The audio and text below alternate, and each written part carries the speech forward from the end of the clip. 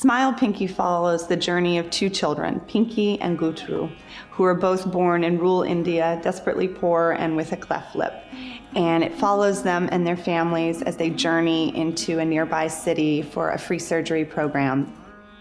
I tell films in an observational style. So my strategy is sort of to get as close to people as you can and just be with them. Where they go, we go. And in order to get really close to someone when they're having an intimate conversation with a family member and to be able to hold that shot and be on that scene for a long time, I think you have to establish trust with the folks you're filming.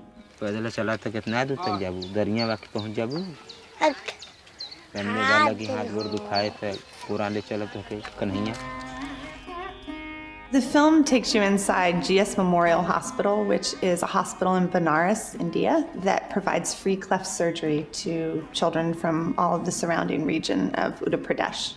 And it's part of a program that's supported by an organization called the SMILE Train. About 10 years ago, the SMILE Train was founded with a new idea to actually support the local surgeons in developing countries to help provide surgery. That way, more children would receive care that they desperately need. 2004 अप्रैल के बाद हम लोगों ने 6,000 patient operate किए हैं और अब हम लोग हर साल जैसे इस साल से हम लोग 3,000 पेशेंट ऑपरेट करेंगे. What is the success rate? Success rate is almost 100%. 100%. Yeah. Problem हमारे पास बैकलॉग बहुत ज़्यादा है. अभी हिंदुस्तान में करीब 10 लाख ऐसे बच्चे हैं जिन्हें ऑपरेशन की ज़रूरत है. If you are born with a cleft in a developing country, many times you're ostracized. The families are even ostracized. The children aren't able to go to school. Girls aren't able to marry. So while it's not life-threatening, it's not much of a life at all.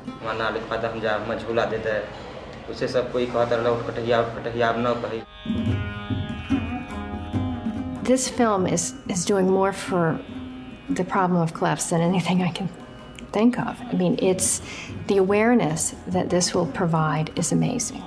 When the film was nominated for an Oscar, everybody went crazy in India. And immediately everybody said, Pinki's going to go to Hollywood.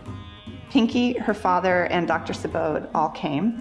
And the journey that you see them take in the film into Benares is the first time she or her father had been to that city. So the idea of, getting on an airplane and coming, and they came first to New York, and we went up in the HBO offices, and they look out at Bryant Park from, the 15th floor or whatever. So it was, it was a huge culture shock. I mean, it must have felt like coming to another planet.